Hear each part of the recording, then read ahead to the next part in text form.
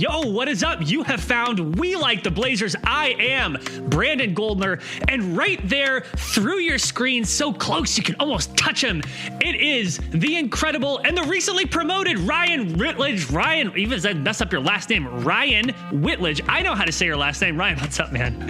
Has it been that long since we've Ryan recorded you? Whitledge. That's close. Hey, I mean, okay. I had a speech impediment when I was growing up. It took me a long time to figure my way around that, and it was I couldn't pronounce like the ch sound. So having the last name of Whitledge was horrendous for a long part of my school days. Yo, I'm there with you. I couldn't pronounce R's or S's, so instead of Brandon Goldner, I was Brandon Goldner, and it was very, very embarrassing for me for a long time. But we are both beyond that. Yeah, I was Ryan Whitledge.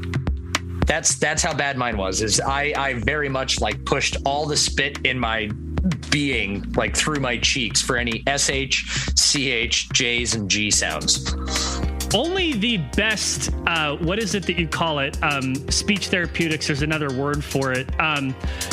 Here on We Like the Blazers, we're here giving you all the tips on how to get over speech impediments. But Ryan, the Blazers have gotten their own salary cap impediments, ? They have had a heck of an off-season. Wow, it really has been a long time. They had a heck of a trade deadline. And to be completely honest, there is a lot here that I'm feeling really, really good about. So there are lots of podcasts, a lot of really good stuff. We wanted to bring you something a little sunnier, something a little more positive. I threw out that meme about we are going to record a podcast that is so positive. There is a lot to get to, and you have done an incredible amount of work to do some research, and I'm just flying blind. So why don't you get us started? This is the most awkward start we've ever had. I'm just going to call it out right now. That's fine. Why don't you get us started? We're awkward humans. We're awkward humans. We're allowed to do this. It's true. We're not professionals. We're allowed to fuck up. We're definitely not pros. And really, the takeaway here is the Blazers and Joe Cronin did a lot, okay? And by the way, I would say that most Blazers fans were hoping that at this deadline that Joe Cronin and the Blazers would do a lot. And so check number one, like problem solved, something happened, a lot happened. So with that, why don't you set the table, put the tablecloth out, get those wine glasses ready, put the steak knife next to the butter knife. Maybe just grab a Coors Banquet if you're trashy like I am. Get a sparkling water if you're sparkling, or a regular water which has a coaster stuck to it somehow. Why don't you set the table? Because I have no idea what I'm doing. I want to preface a little bit of this. We're not going to go into the minutia of like on this day, the Blazers did this on this day. When we go run down this list, it's basically going to be who left and who's still here. But I think one of the biggest things that I noticed with this Trailblazers deadline was that there was a massive over-evaluation on what various players on this roster were worth and what their value was to other teams in the league. And Joe Cronin alluded to that yesterday in his press conference. I think he alluded to it in his press conference, or maybe it was in part of an interview somewhere else. I can't remember, but it was basically like the organization was kind of caught off guard by what they could get for the pieces that they had. And a big part of that for me is because of the previous regime of Neil O'Shea. You know, Neil O'Shea was very adamant of that CJ McCollum and Damian Lillard were the best things since sliced bread. We went into this previous offseason being told that, you know, hoping for giant moves. We always assumed and wanted that they'd re-sign Norman Powell.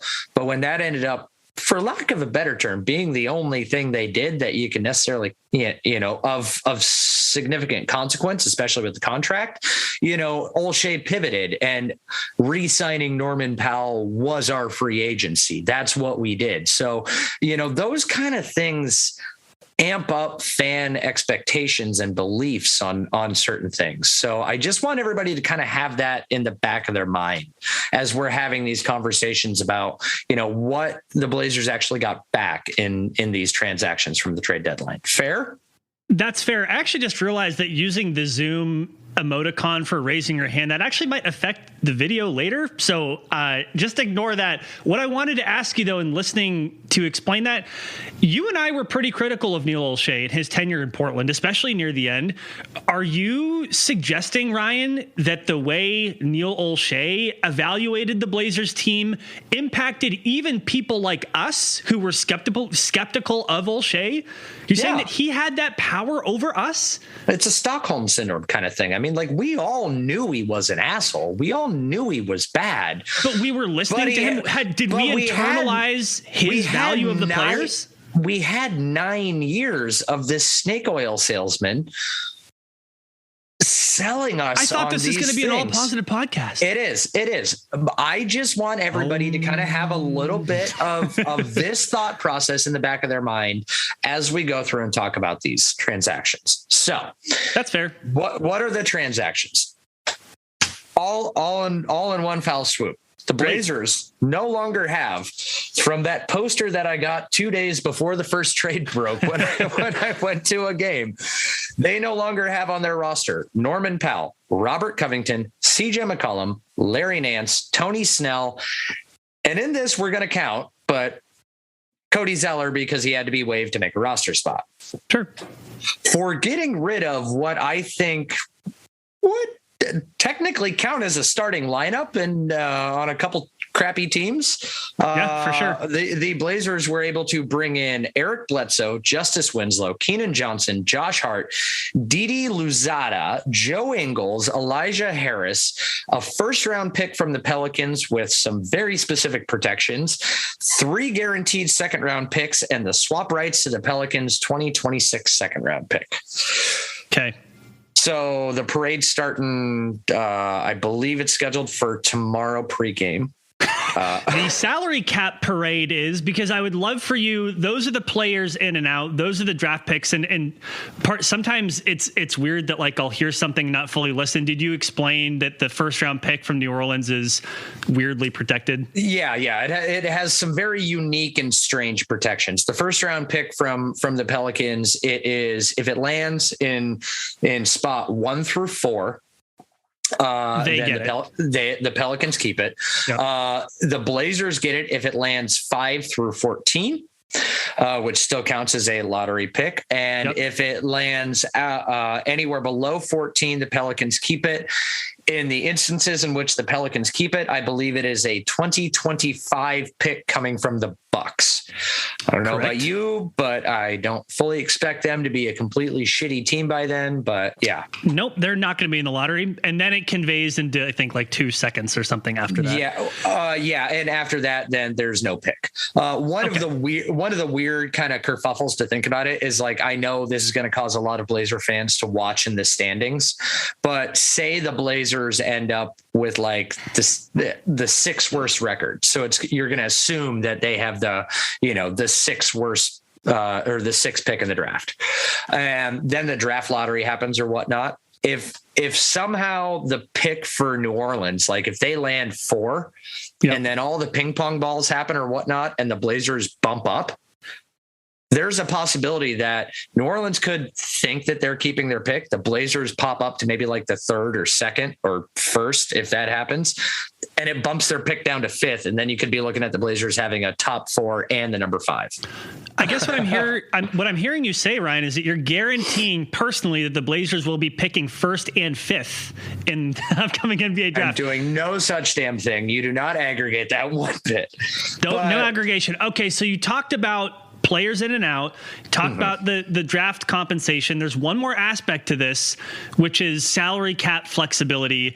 Now, as a fan, this is something that, to be completely honest, it's a little confusing to me. So I'm looking to you, Ryan, as our resident cap expert, to explain how much more flexibility the Blazers have this upcoming offseason, as well as explaining that $20 million traded player exception and precisely how you can use such an exception. Ryan, take it away. I can also help here a little bit. I'm not going to lie. The number of people that I've talked to today to try to figure out exactly how these books and what the rules are is mind-boggling. And I mean, professional reporters struggle with it. Let's just say that. Okay. Like, it's true. I've talked to 7 people, all people that I respect with math and cap numbers and the NBA. I got 7 different fucking answers. So if you're looking for some form of crystal clarity, it's not out there. But there is a window in which the Blazers can operate. For one, I want to backtrack a little bit. The first trade transaction that when it went down was Norman Powell, Robert Covington. And we all knew it was either going to be a Robert Covington or possibly a Yusuf Nurkic that the Blazers were going to try to move to try to get under the salary or the luxury tax line for this year. They were about $3 to $4 million over the luxury tax line. And it would have absolutely destroyed their ability to make meaningful either free agent signings or moves or whatever if they ended up being a taxpayer this year, because that would have put them in the repeater tax category. And a misconception for a lot of people is that they think you have to be a taxpayer for 3 consecutive years. It's 3 out of, I believe it's 3 out of 5 years or 3 out of 4 years. One of those two. So this is the Blazers' gap year now. They've gotten under the luxury tax line. They are not in danger of being a repeater. It resets the repeater clock, as Cronin said during his press conference. Yes, it does. And so this is now not only beneficial to next year, but it is beneficial to the next 3 years. The Blazers are a massively, NBA favorite title contending team, 2 years from now, they can be affording to pay exorbitant tax fees and not looking to get off of being a repeater the year after that. But so that was always step one, goal one. And going back to what I said about Neil O'Shea and how he sold us on that Norman Powell was the main free agent signing and the most important piece for the Blazers coming into the season. A lot of people overvalued Norman Powell's contract and thought that what the Blazers got back wasn't necessarily anything of value, especially seeing as that it took Robert Covington in order to, facilitate part of that deal. And, So do you believe the Blazers got fair value for Norman Powell's contract? I do believe they got fair value for Norman Powell's contract. I do not believe they got fair value for Norman Powell, the player. And I think it's important to understand that distinction because Norman Powell is a fantastic player. He's going to fit in great with the Clippers. He's really going to be able to help them out in what they want to do. And especially with PG and Kawhi coming back next year. I was on the Clutch Talk podcast last week talking about what I thought would happen in the upcoming trade deadline. And this was after the Norman Powell deal. And hey, they plug us. It's fine. and I told them that with a fully healthy roster, like as it stands with the Clippers, I expect them to be a top 2 to 3 team in the West next year. Norman Powell will be a big reason for that. But one of the reasons that the Blazers weren't able to squeeze more value out of Norman Powell, the player, is because his contract was for so long. And there's not a lot of teams that were willing to take on such a long-term deal, especially because it was an escalating deal. But see, and that's where Zora wanted to make a point. What was that, Zora? Oh, Zora says, verily the two shall twain. You cannot separate the player from the contract necessarily. Like, it doesn't matter how good you are as a player. If your contract goes on for a long time, which his did, which it was, if it's pretty expensive, which his was, then your attractiveness around the league is going to decrease, right? Like, again, it doesn't matter if you're healthy and you're a good player and you fit well and all that stuff. So it's like, I do appreciate that the Clippers will be much better next year. And by the way, it's pretty great when you have a Kawhi and a Paul George to slot in another guard next to. That's a great convenience to have, right? Like, yes, of course, that's going to be a good fit. So just to say you can't really separate one from the other, but what I'm hearing you saying the reason I say that is because us as fans, we look at them as the player. The franchises and the owners, for as much hand wringing as there's, Jody's cheap. She doesn't want to spend money, yada, yada, yada. But the GMs and whatnot, they look at these things as balance sheets based off the plans on what they want to do. So Yeah, and it's a combination of what does the player bring, and then like how obligated are we to this player? How old are they? For how long? How much money? So like Norm Powell's contract diminished his attractiveness around the league, even though he's a great player. And so I think what I hear you saying, Ryan, is that was a good deal for the Blazers, and that fans should feel good about that. Is that fair? Fair value that they got for him? Yeah. Now, one of the things that I will say is, because Eric Bledsoe is still on the roster, that was a little bit of something that kind of surprised me. But him coming in with, the value of his contract, but it only having, just a hair under $4 million guaranteed next year, that's a later on attractive trade piece that maybe wasn't attractive to some teams right now. So we'll see how that goes in the offseason. There was a lot of speculation flying around about, the Clippers are receiving tons of calls from other teams about Robert Covington, at which point then us as Blazer fans, we all hear that and we're going, so he did have more value. So Cronin did get fleeced. If other teams are calling the Clippers about the guy that they just got, why didn't we accept these calls? There's a lot of stuff that goes on behind the scenes where it's rival executives put out shit to make some people look bad, agents do certain things, whatever. As far as I understand, and I believe transactions can verify this, Robert Covington's still on the Clippers. So for as much as allegedly everybody else was calling about him, he's still there. He holds value to the Clippers, and there wasn't any added value that they could get from him. So I'm going to say that puts a plus and a win in the Blazers category. Now, here's an interesting twist to that, too, about, thinking about how Cronin, he's a newer GM, but he's been around a while, but he's a newer GM, right? Mm-hmm. Did he properly evaluate the value of Norm Powell and Robert Covington in that specific trade? What I would say is, if a GM is undervaluing one of their players, what does that mean? That means that there are more teams around the league that may be interested, which means that you're looking at more deals, which means you have more to compare from. It's just an interesting dynamic compared to if you overvalue your players, then you don't really have anything to compare it to because no deal makes the cut. So even if Cronin did maybe slightly undervalue both Norm Powell and Robert Covington, that doesn't mean that he wasn't talking to the other GMs around the NBA. Like, there's no, okay. Actually, I'm going to contradict myself. Like, is it possible that, GMs are talking and texting, let's try to screw over Joe Cronin because he's brand new, and they're all in cahoots? Yeah, probably not. Okay. I'm just speaking it out loud because if you think there's some conspiracy against a new GM, maybe, but probably not. All of this is to say, though, this started with talking about the Blazers' flexibility in this upcoming offseason and how much cap space they have. And again, I'm repeating and putting words in your mouth. So, but you believe that the Powell-Covington deal was good, probably in large part because of the flexibility that it creates this offseason. What is that flexibility exactly? Well, and another thing real quick, and this leads into that flexibility topic, but another thing that Norm and Robert Covington deal did is it allowed the Blazers to not approach all other deals that they pulled off from being in a position of weakness where teams knew that they needed to dump salary and get under. And so it allowed them to be a little more flexible and lenient with certain deals and certain transactions. And they weren't coming at it from all other teams looking at it going, we know you need to do this. And so that happening so many days before the trade deadline actually happened allowed the organization to take time and to try to work out some of these other things that they want, these other dominoes that they wanted to set up. You have to look at it in the aggregate. You have to look at it all together.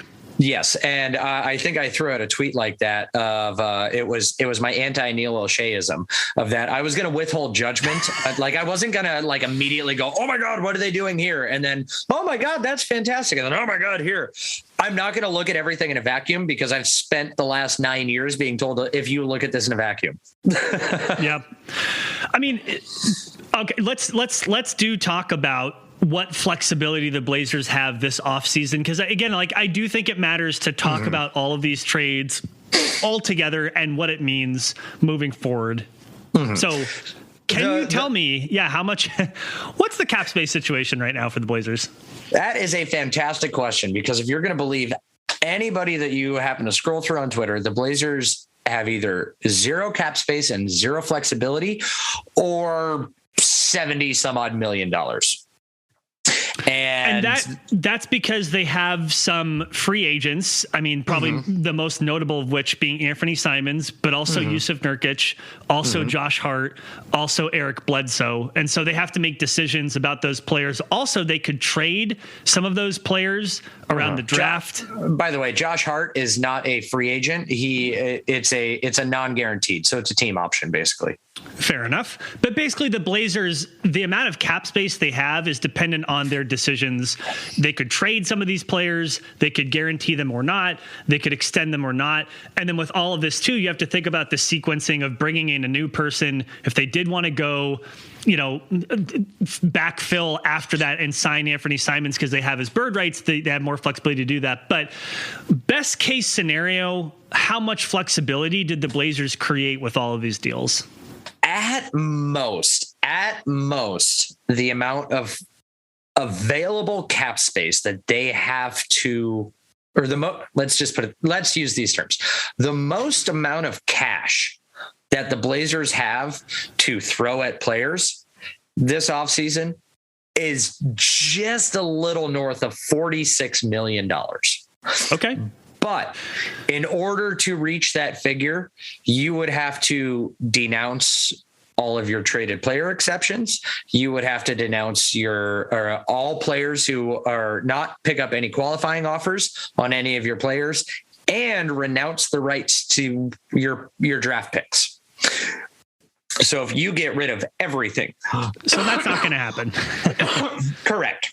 Okay. But, I think Woj probably started this rock tumbling down the hill. He threw out whatever tweet that frickin' Joe Cronin, obviously Joe Cronin and Woj have a great relationship, we've learned. But he threw out a tweet saying something like the Blazers have like $61.2 million in available cap space and yada, yada, yada, and a player exception from the CJ McCollum trade of like $21 million. And it's like, not all these things can be true. And so I will say this, Tori and Eric have been doing from Blazers Uprise have been doing a really good job of kind of breaking down some of these cap machinations, even if you aren't necessarily a fan of their delivery and such things. But they actually do have a really good understanding of the cap and how this lines up for the Blazers. But if you want to boil another thing down, it's in this CJ McCollum trade and how it was structured and how it was done, because order of operations means everything in the NBA, and how you structure deals or what happens when and whatnot in trades and signings and all this.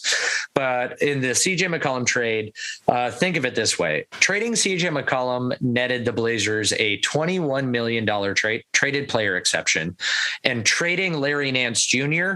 got them the draft pick. Because that's how it works out financially in the trade machinations. Okay. And so traded player exceptions are extremely weird. So the Blazers in this, there's two ways they can operate. They can operate as a tax-paying team or a non-tax-paying team. And how you operate in that tells you what kind of salaries you can absorb into this traded player exception. So if you quick clarification, sorry, the end of this year, they'll be under the tax, which resets the clock regardless of what they do during the offseason, correct? Correct. Thank you. As of noon Pacific Standard Time yesterday, their books are basically set. They're under the cap. Great. They're not going to be a repeater. They could buy out Eric Bledsoe, but his salary is already figured into their cap figures, whatever. Cool. But anyways, so it's depending on the avenue you go. You could take that $21 million and absorb a player in that makes up to 175% of that. So I think that puts it up to like 127.2 million. Or if you operate in this avenue, you could absorb a player, the 125%, which puts it, I want to say, at like 123.5 million, if my math's right. But how you operate in that, you would have to renounce all of your restricted free agents, which means you're giving up the bird rights to all the players who you own bird rights to, in this case, Joe Ingles and Yusuf Nurkic and Anthony Simons and, all of the important players. You would also give up your mid-level exception, your biannual exception, all those things. So while there's flexibility, there's certain penalties along the way for how you want to operate in this. Okay. So I try to think of it this way. The last couple of years, the Blazers have been down a bumpy dirt road, right? Which occasionally there'd be a driveway with a house that you could pull off into, knock on their door, and ask if you can use their phone. But what Cronin has now positioned the franchise and organization to do is he's got them on a highway, and there are exits every couple miles to be able to get to your destination, which is a lot better option to have than being stuck on a bumpy dirt road. Yeah, that's exactly right. And I'm just going to run through one scenario where they could be starting from. Okay. Mm-hmm. They could go into next year with these players on the books. Dame at $42 million, Josh Hart at 12.9, Justice Winslow at 4, Anthony Simons has an $11 million cap hold, then Keon Johnson, Nasir Little, Didi Laduza, Greg Brown III. Then you have the 2 draft picks, which is like $5 million a piece. Andrew Nicholson's stretched contract that's still on the books, and then a projected waiving of Eric Bledsoe. If that was their starting point, notice I didn't mention Yusuf Nurkic yet. Mm-hmm. If that was their starting point, they'd have about $20 million in room to do something. Plus, you then have the traded player exception, which you could kind of fiddle around with. So what I'm trying to say, and one more thing with this too, they could have a little bit more, they could have a little bit less. The other thing to think about, like big free agents, like what's a max contract? It depends on how long you've been in the NBA. 0 to 6 years, $30 million. If you've been there 7 to 9 years, $36 million. If it's 10 years or more, $42 million. So they could potentially make a max offer with what they have, depending on what they fiddle with. That is flexibility they absolutely did not have. And my point is this, and this is why I'm optimistic / positive about it. The Blazers were stuck. They were stuck. They were stuck with CJ. They were stuck with Norm. They were stuck. Okay. They are now very much unstuck. Cronin said it himself during the press conference. The easy part is tearing it down, but they didn't do it half-ass. They went as whole ass into this, getting more flexibility as they possibly could. Maybe Yusuf Nurkic. Okay, fine. Without getting rid of Dame. They have set themselves up to have options. And if your goal is for next year to build the best possible team around Dame, they now have different ways to do that. Depending on where the draft picks land, they could, sign and trade with a draft pick, get someone back better, use a traded player exception. Okay, cool. They could get a super high draft pick and just pick that person and hope that they start producing immediately and really build towards the future while Dame is in his twilight years. They have Anthony Simons. They still have Nas Little, they have options now that they didn't before. It doesn't guarantee that the Blazers are going to be better next year. It doesn't guarantee that they're going to be so much better the year after, but they're no longer stuck with a team that, in my view, before, it just wasn't a winning team. It wasn't a winning team. It wasn't going to be. It doesn't matter who your coach was. They weren't going to be a championship caliber team. Now, if you squint, there are ways to possibly get there, and I think that people should feel good about that. That's my point.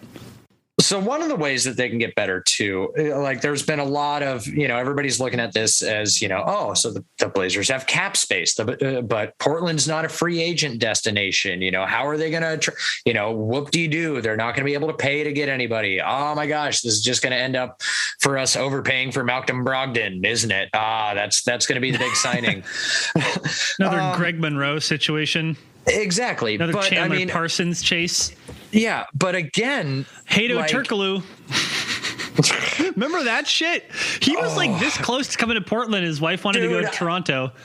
Build us out. I was pissed that I missed his airport visit. I was supposed to be there. I was going to be there with a sign that was Turgaloo to PDX or whatever freaking crazy bullshit I thought was creative in my freaking early 20s. That's funny. But no, one thing I want to touch on about that. So for one, I'll get into this. But for the free agency thing in general, I think that we, again, and this kind of boils back down to the previous regime. I think it is true that it has historically been very hard for Portland to attract free agents and to get people of consequence to choose to come and live in this, look outside, look at all the rain that is happening right now in this hellscape of a winter, and all the cloud cover and all that. That's jokingly because we're having an abnormally sunny winter so far, but it was so nice today. It was like really, really nice.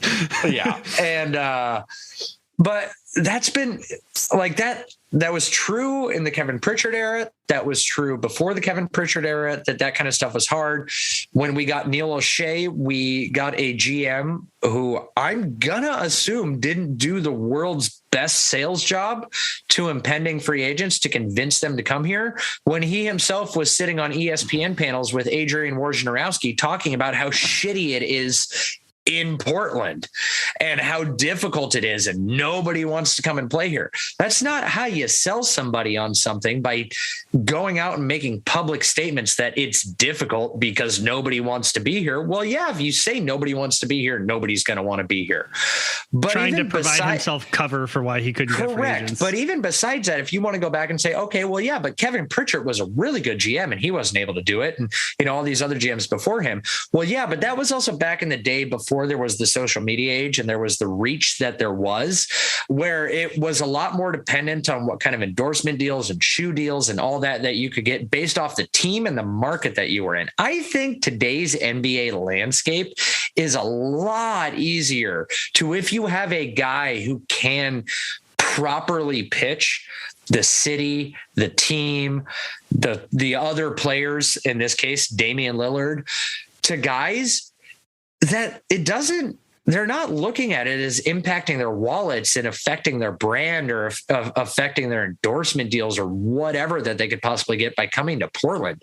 I mean, people are clamoring to go to Milwaukee, and it's because Giannis has proven himself to be a top player in the league, much like Dame. You're telling me players want to play on a championship level team? I'm fucking shocked. Correct. And now I'm not trying to say that, Dame is on the same level as Giannis. He's not, but he's in the same ballpark.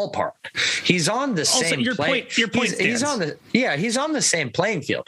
So you have a top tier talent that if players and their egos can feel like I can provide them what they need to get this over a hump, if I can play with a player like that. And in today's social media landscape, you don't need to be in an LA or a New York or a Miami in order to do it. Great. And we've seen that. We've seen so many players over these last years as social media has taken off. And, even just look at the player movement in this player empowerment era. These players aren't allowing themselves to be tied down.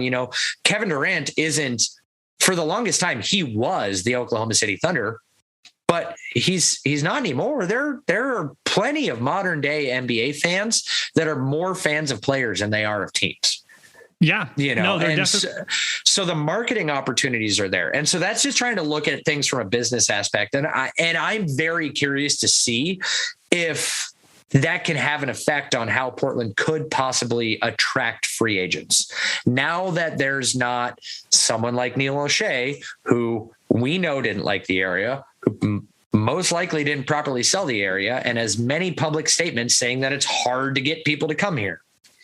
I think that's right. I think you can call me naive. You can call me naive for that all you want, because I know we have so many years of history for it. But what's your take on it? I agree with you. The world has gotten smaller. We live in an internet age. You also see Damian Lillard. More than 50% of his, $500 million salary is not coming from the Portland Trailblazers. It's coming from Adidas. Forbes has his yearly earnings pegged at that. His player salary makes up about between 38 and 42% of his earnings per year. That sounds right to me. So you have that piece of it. The world is getting smaller. Even if the Blazers haven't scored a free agent, lately, it's easier to do in the aggregate. It's easier to do with a GM that's not actively disdainful for the area. I agree with that too. And I also think fans should feel good about the fact that Cronin during his press conference was very candid about these moves setting up for next year. And we already kind of knew that based on the move. So we didn't need him to tell us that, but the fact that they're looking at next year, I think, really matters. And so with that, I think it's hard to talk about trades because, you could trade for nearly any player in the NBA. So it's harder to talk about that. It's a little easier to narrow it down when you talk about free agents. Are there there's nothing in this upcoming class. See, now that's where a lot of people are having some skepticism. Au contraire, mon frere. Oh, who's your top tier get? Give me the free agent class. Just a little name with 4 syllables. Starts with a D-on and ends with actually 5 syllables. I guess DeAndre is 3 and Ayton's 2. DeAndre Ayton. Hey, Phoenix should have paid him. Phoenix didn't pay him. Maybe he's feeling a little bit jilted about that. Maybe he thinks he could play a different role in a different system somewhere else. I'm hyping myself up for this. I don't think it's likely he's leaving Phoenix, but he would be, if he's in his early 20s, he would be an incredible fit with someone like Dame and Anthony Simons. That'd be amazing. What I also want to say too, like you also have there are other players you could look at. What I also think we should feel good about is Joe Cronin being pretty insistent on the positional fit that they need to see with the players that they bring in. They're not just going to bring in someone who he once had a positive relationship with. So I think people should feel good about that. Cronin's been here for 14 years. He's got a lot of positive relationships then, but that's a good point. But yeah, is there the slightest of chance that you or I could win the Mega Millions or Powerball tomorrow? Yes. Statistically and mathematically possible. In that same realm, is there the possibility that the Trailblazers could throw out a qualifying offer to DeAndre Ayton and he accepts it and the Suns don't match? Yes. But I think where the Blazers can advantageously find themselves is with teams like the Suns, like the Nuggets, like the Jazz, who are very good and contending teams that have the Sixers need to rebalance a little bit. Yep, Sixers too. That have. Do they want Tobias Harris anymore? That have dirty books that they need to clean some stuff up.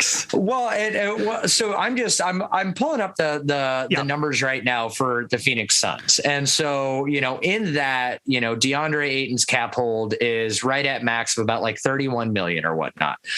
But grand total, no, somehow I missed that grand total. Don't mind me while I wait for time. But remember, he has the smallest max possible because he doesn't yet have 6 years of service. Yeah. And so, the salary cap maximum is $121 million next year. They are projected to have anywhere or be underwater. So into the luxury tax, anywhere between $11 million and $64.5 million next year. And that would be with paying him. But do they need to move off of a Jay Crowder type player in order to kind of maybe clean things up or keep certain people? There's Mikal Bridges, it's just look at these teams that are not so set financially, and how can you advantageously take advantage of them facilitate their needs. And that again it references the free agent signing is one exit on the freeway that the Blazers find themselves in.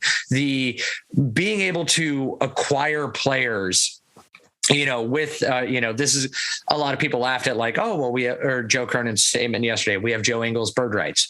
Well, his cap hold is 19 million. He's not going to get that at his age, coming off an ACL, signing a new contract.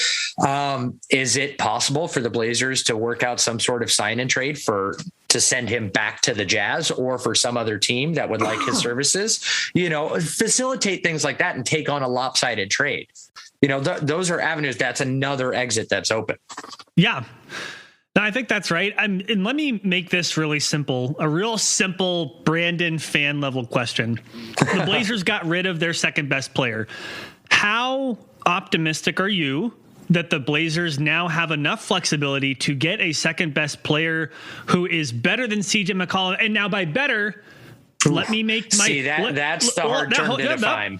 Yeah, but let me be clear. Do my really bad Barack Obama impression. Let me be clear here. Let me be clear. By clear better, as I can be. By better, I don't just mean can get a bucket. By better, I don't even mean like scores the most points. Better means right now we're talking about Damian Lillard. Right now we're talking about maximizing what's left of his prime. Right now we're assuming that Dame is going to be okay next year. He's had this nagging injury for years. He's finally gotten taken care of. We're assuming that he's going to be at or at least close to the all-NBA level that we've come to expect from Damian Lillard. So by better, I mean talent and fit. And I think you also have to say not just Dame, but also Anthony Simons. I think your 1-2 is going to be Dame and Ant. There's so much good to say about Anthony Simons, but we're going to leave that aside. So are you optimistic, or how optimistic are you that with the Blazers' newfound flexibility, they can get a second best player that is better than CJ McCollum? I'm going to say that I'll probably put my optimism level at the mid 60s to, low 70s. And that's pretty high. But the weird thing about that is that I couldn't tell you who the fuck it's going to be right now. Yeah. Because one of the weird things about the NBA, and this again, it benefits the Blazers. Every year there are teams that stub their toe in the playoffs constantly. If at this point in time last season, we would have been looking at the Philadelphia 76ers, could you have predicted that they would have gone into this year having this Ben Simmons drama with how they were playing last year? Yeah. No. Last year, could you have predicted that James Harden would have reached a point where he wanted out of Brooklyn and did everything the very other team than that he just forced his way into? Exactly. And did everything other than publicly state it because he didn't want it to damage his reputation, but he didn't realize that we're not fans that are complete idiots and we knew exactly what he was doing. Yeah, no, you couldn't have foreseen these things. And, even coming into this season, everybody thought the Lakers, it was going to be the Lakers and the Bucks, and that's going to be the finals. I remember you being quite a bit lower on the Lakers than people like me were. Dude, I am going to do the world's biggest fucking victory lap at the end of the season. I am framing every tweet that I threw out there that said, take it for what it's worth, the Lakers are going to be trash. I need you to go back in the archives and find the fucking clips. I am selling that audio as an NFT. I'm going to fucking do it. They've actually been healthy enough to where you actually get to take credit for that. Whereas the Blazers, so much weird shit happened that no one could have predicted this. Yeah. For everything I'm right about with the Lakers being playing like trash, I'm also wrong. And the Blazers will not reach 54 wins this year. They most certainly will not. And I have an interesting analogy, and I don't know if you're able to verbally describe this image that I saw. It was about thinking about your life and the different paths that you've taken to get to this point and the paths you can yet take in the future.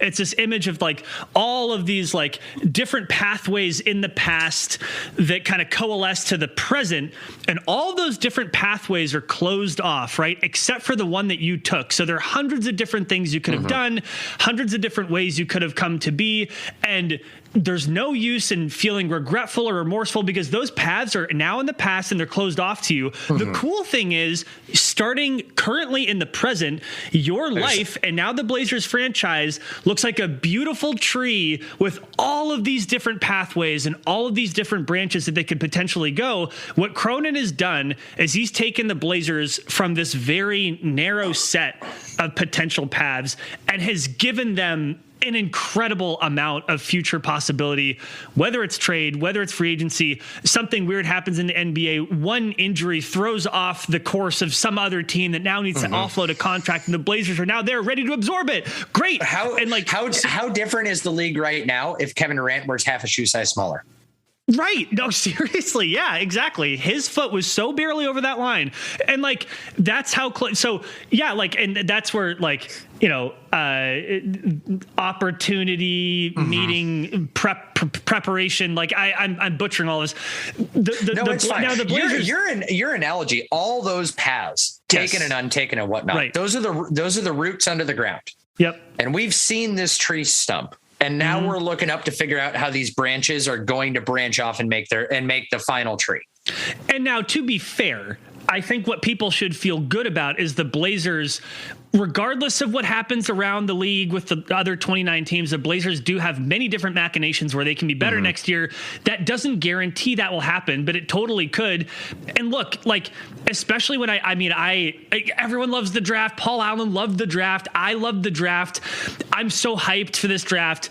Like, the fact that the Blazers could potentially get it's a pretty top heavy draft, but it is not unreasonable that they could get a top 4 pick. I mean, that is not out of the question.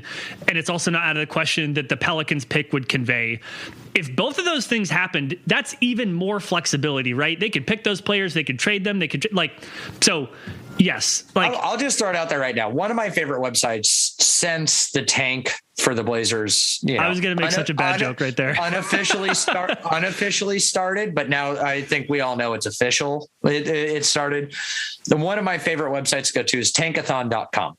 Classic. They are fantastic in their odds. And I'm just going to let you know. I just opened up their website right now, and it'll give you the draft order as soon as you open it up or whatnot on their NBA thing. It'll just give you where everybody is based off their current standings. Yep. Then there's this little button at the top that says Sim Lottery. You hit that, throws up a couple graphics for like 2 seconds, and then it gives you the lottery order. So I just click this right now. I'm going to do it too, but yeah, you keep going. On my machination, on this time that I did it, Portland Trailblazers, number 1 pick. Indiana Pacers, number 2 pick. San Antonio Spurs, number 3 pick. Orlando Magic, number 4 pick. And the New Orleans Pelicans, which then goes to the Blazers, is the number 5 pick. Like, it's mathematically possible. And if you look, this roster that the Blazers have. By the way, that would be the absolute best case scenario. Yeah. Stay the fuck away from Chet Holmgren. That's all I got to say.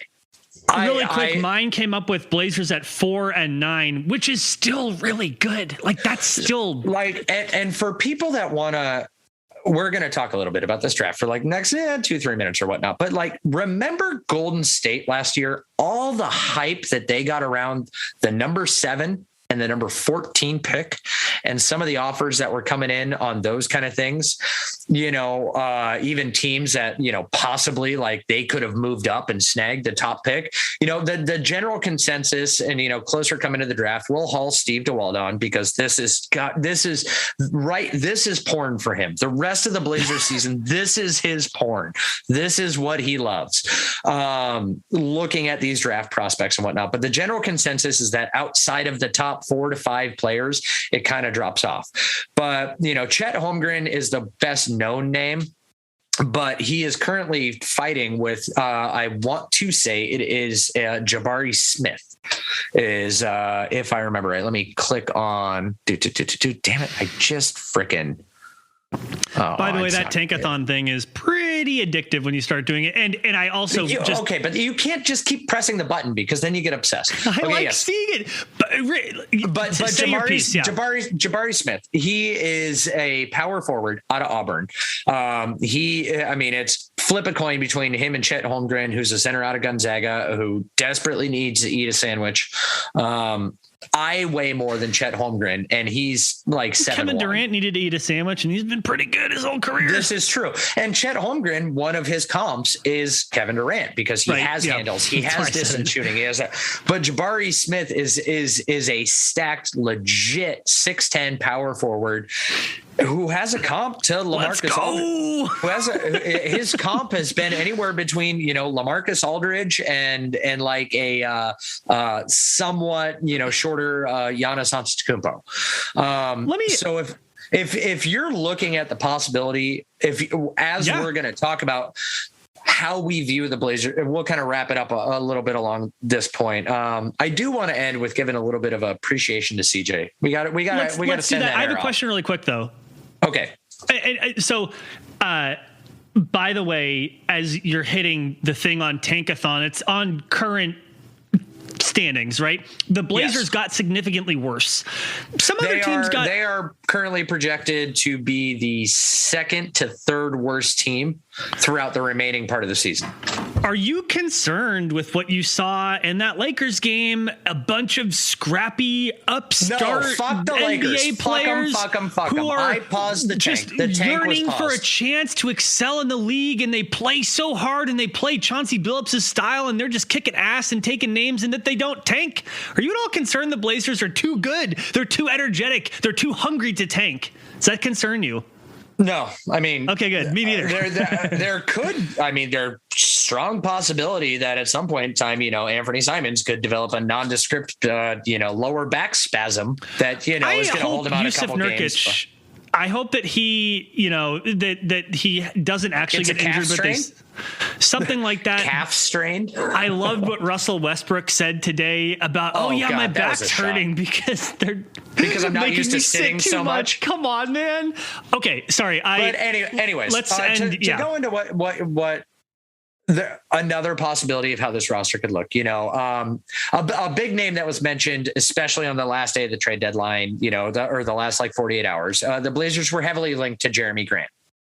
And I would very much like Jeremy Grant on this roster.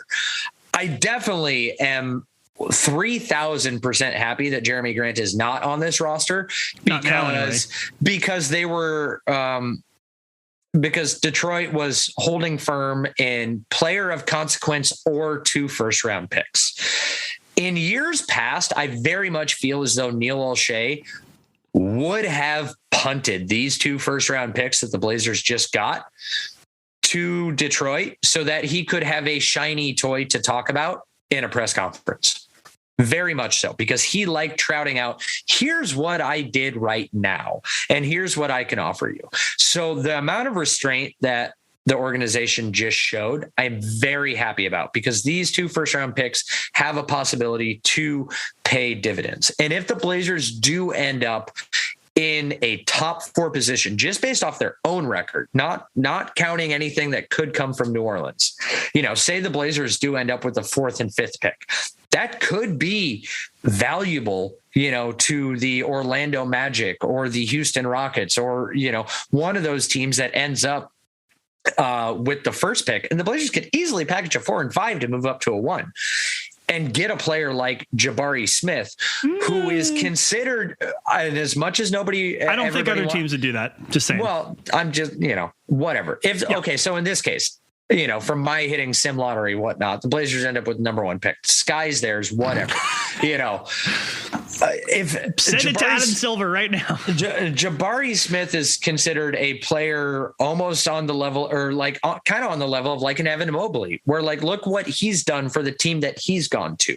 Sure. It is an immediate impact player. So for people sitting back, there are some players that can have an immediate impact. Yeah, and those players are going to be the top 4 players in this draft. And so if the Blazers can land themselves there, you keep the pick, you draft the guy, and you insert him into your starting lineup. Jabari Smith is massively attractive to me because a massive position of need for the Portland Trailblazers since LaMarcus Aldridge left has been a competent and good power forward.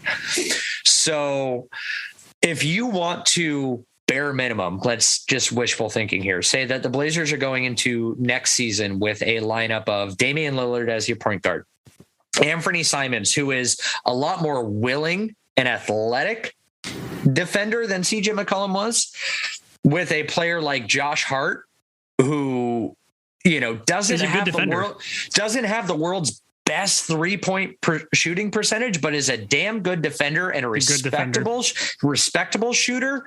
Jabari Smith, who is considered a plug and play impact player coming out of this draft. and a Yusuf Nurkic, I think that sets the Blazers up really well to possibly contend. And when I say contend, I'm going to caveat it with this: contend to make a finals appearance, not win a finals, but to be there and do things. And I agree with you. I agree with virtually every word that you said. And the way I would frame it, because I'm going to do that white guy thing where I take what someone else said and then I pretend that I said it. I love doing that. I love taking credit for things that I don't do. So you're going to mansplain my own opinion to me? Yeah, I'm going to white guy your white guy thing to say the Blazers' previous iteration of their roster, in my view, was never going to contend anyway, and their future was crippled. What you have now is they could potentially be better next year, and their future is undoubtedly brighter, undoubtedly. And now this is for a different podcast I want to talk about sometime, and this is speculation, but will Damian Lillard be Damian Lillard, and for how much longer? That's a question for another day. It's a legit question. Yes, it's a legit question, but we're not going to talk about it today because today is about positivity. There's a lot to look forward to, including looking forward to seeing former Blazers playing on other teams. I don't know. Do you look at his stat line from last night? That was very CJ-esque. I'm wearing my CJ McCollum jersey. You can see it. I want to start really quick though I was heartened to hear that CJ was involved and where he was going to end up, which I think is like that for a 0-time All-Star. That is a shitload of respect to give to him. Well, and that's one of those things too that, kind of plays back into my, this is a different Portland than it used to be, because Portland has now, granted some of this is Neil Lachey, so I do have to give him the world's tiniest hat tip for it. But, the Carmelo Anthony's legacy, whatnot, Carmelo Anthony, arguably since he got back into the league, has had a better and more respectable resurgent career with the Portland Trailblazers than he's having with the Lakers. Isn't that funny? So we were great also stewards. Getting older. Let's be real. That's fine. But just for the point that I want to make. But so we were good stewards of his legacy, and now we're it's getting out there that we're extending these kind of things to a player like CJ, who is not an all-star, but he's known this has been coming. It's been talked about. Casey Holdall. If anybody for some fucking reason has found this podcast, but has not read the interview that Casey Holdall did with Damian Lillard, go and read it. It's a great piece, and it talks about that Dame was kept in on it. Him and CJ were talking. They knew it was coming. And then the organization talking with CJ, here are some of the options that are on the table. Here's things we're talking to. Here's teams we're talking to. Where do you want to go? What do you want to do? Those are things that, they seem stupid and minuscule to us fans. They matter.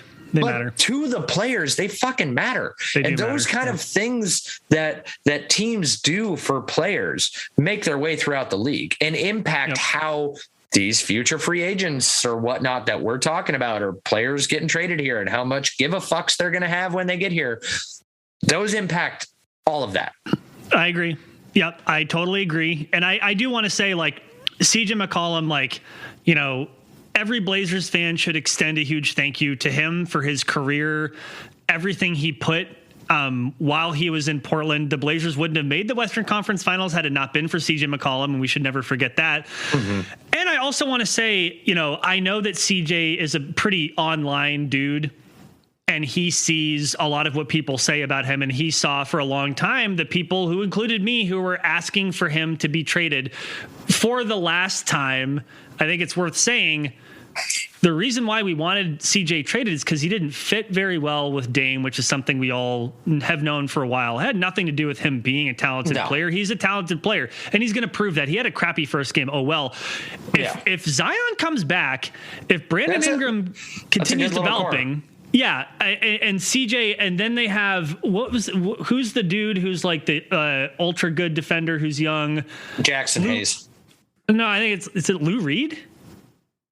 Oh, that's a deep pull, and I have not heard his name once. So dang it, I really should have. See, I don't pretend to be an NBA guy. The point is that the future is potentially pretty bright in New Orleans if Zion wants to be there. So I just want to say thank you to CJ. I'm wearing my CJ jersey. This is probably my favorite Blazers jersey that I have. I wish they'd bring this one back. But yeah, thank you to CJ. I've told this before, but CJ, I've had a very unique and special relationship with him over the years. There have been times where I've dropped lines of that I have sources or this or that or the other on certain things. A couple of years ago, I was sitting on my couch talking to my son, like 2 days before my birthday or whatnot, and the Blazers were playing on my birthday. And he's like, well, Dad, are you going to the game? And I was like, well, no, I don't have tickets or whatnot. And he's like, well, but you're a podcaster. I thought don't you? I'm like, dude, that doesn't mean I know all the players. And let me see. So 2 years ago, he was just getting ready to turn 9. So he's 8 at this time. And so I'm trying to explain to him, no, dude, I am literally just an armchair quarterback. I'm a white guy that can't dribble with his left hand and will give you 6 hard fouls. But yes, I do talk about basketball for fun, but no, I don't just know all the players or anything. And to prove the point, I jumped on Twitter and I made a stupid thing. I was like, hey, my birthday's coming up. I wonder if Dame or CJ wants to, give me any awesome tickets to the game on the 27th for me and my son to go attend. I was like, yeah, see, like if I knew them, I'd get tickets. As I'm showing my son the phone, he sees the notification drop down. CJ McCollum replied. He goes, you bet. What's the name? And I'm like, fuck, parenting fail, but awesome. And I'm like, hey, same name as that you see on the Twitter thing. And he's like, all right, great. They'll be at will call for you. And I sat next to Dame's fiance and Dame's mom. And I believe Elise was on the other side of me. So we were right in the freaking family section, it was near the end of the game. Like, I think me and my son took pictures and it was just like, oh, thanks, CJ. Awesome night. And he goes, hang around. He goes, I'm getting treatment. And I'm like, the arena clears out, Lamar Hurd looks up and he goes, hey, are you the ones that CJ gave the tickets to? And I was like, yeah. And he's like, come down here. And so me and my son go down on the court. My son's dribbling a basketball around. He got a couple pictures with Lamar Hurd. I sat down there. I BS'd with him for a while. We had, I think there was, the Civil War game formerly known as the Civil War between Oregon and Oregon State was coming up that weekend. And I let it be known I was a Ducks fan. So we did a decent amount of shit talking back and forth on that, and then CJ came out and hang out with me and my son after a game. I think they lost by like 5 or 6. It was a close game, but CJ played his ass off that night. And CJ sat down in the stands and hung out with us for like half an hour. I was just doing nothing but like talking to my son and whatnot and finding out like how he got into basketball. And God bless my son. He goes, my dad does a podcast. He talks about you.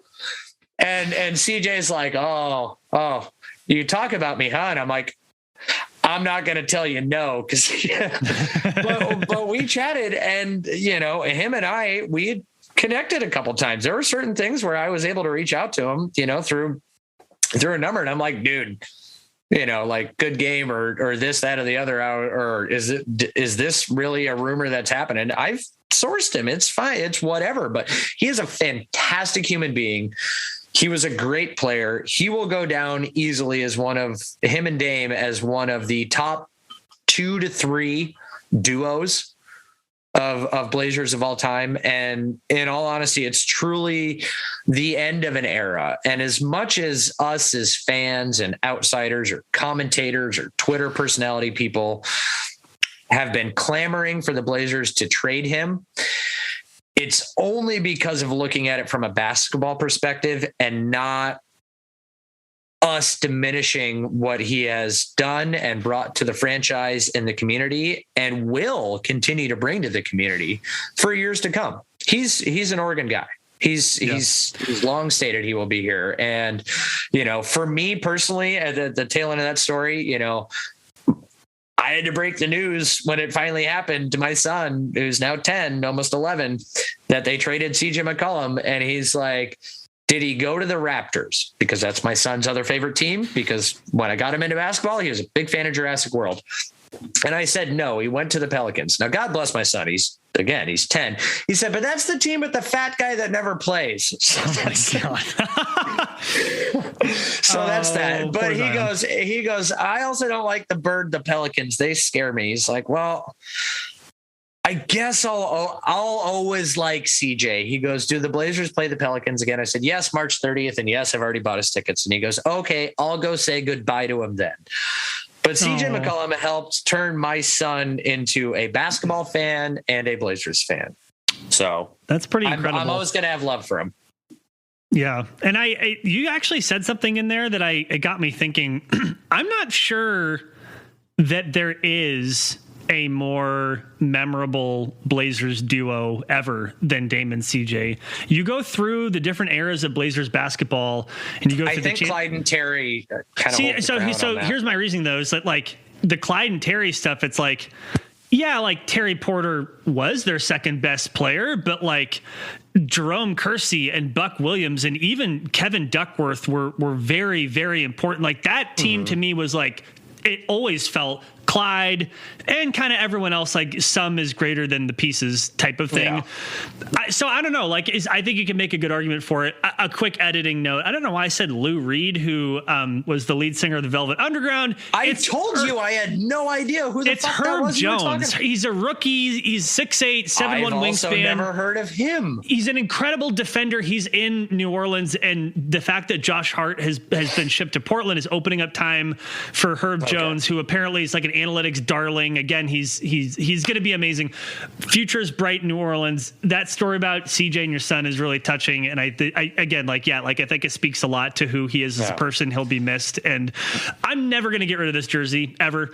I mean, I've had some Blazers jerseys I've traded or sold in the past, and this, I guarantee, will never be one of them. So with that, is there anything else you wanted to close with, or how are we feeling? No, let's, the organization is asking for a lot of trust, and they've asked that for us for the past 10 years. And I feel as though they violated that trust and we've wrongly misplaced it in them. But this is one of those instances where I think we need to, and we'll see. And there's a lot of there are way more chances for there to be a bright and happy and positive future this upcoming season. And if not, then there to be forward progress to it to be the following season than there have been in the last 4 years. In a long time. And to your point about trust, yeah, it does require a lot of trust. And also look at this trade deadline. If nothing had happened and they were saying, trust us, it's good. Like, I would be skeptical and I wouldn't be feeling very good. No. The fact that Joe Cronin, and I boy, am I loath to give credit to Jody Allen. He was given the keys to make the biggest possible moves absent trading Dame. For an interim GM, that's pretty remarkable. And a lot of people had a lot of doubt about that. And for people that are looking at it as just, this is a billionaire trying to save money. This is not the billionaire trying to save money. This is the billionaire giving Cronin the keys to do, as he said, the easy part is to knock down the Jenga board, the pyramid. The hard part is to build it back up. And call me a sucker if it doesn't work. Feel free to come back at me and laugh at me and tell me I was wrong, but I'm willing to give him the go on this.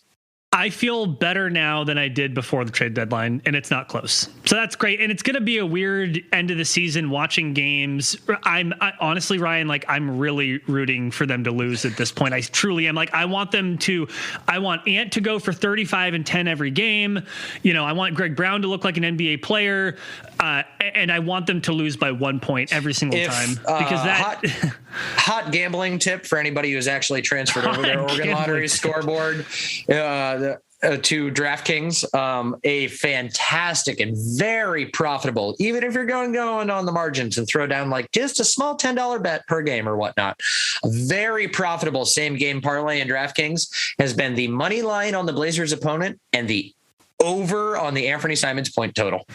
Yeah. I mean, I think I would like next episode to be a lot about Ant because, in short, dude's 22, and since Dame has gone down, he has been a better player than the aforementioned CJ McCollum. He's a better and I love CJ. Like, I'm not trying to take anything, but I'm just saying that, like, Anthony Simons has been really, really good, and people should be feeling quite good about that. Now, if people wanted to feel good with us, where would they go to do that, Ryan? They can find us at We Like Blazers, because we can't afford the on Twitter. No, it's like the Blazers. Oh, it's just like, we can't afford the we. Okay, there we go. It's like the Blazers. Is it because it's a directive? We're demanding that people do this thing. Is it because Danny stole all the we's? Anyway, so you can find us at Like the Blazers on Twitter. You can find me at The Witty Ryan. You can find Brandon at Goldner PDX. Go ahead and search for We Like the Blazers on any of your podcast catchers. Most likely we will be there. We have not left Spotify yet.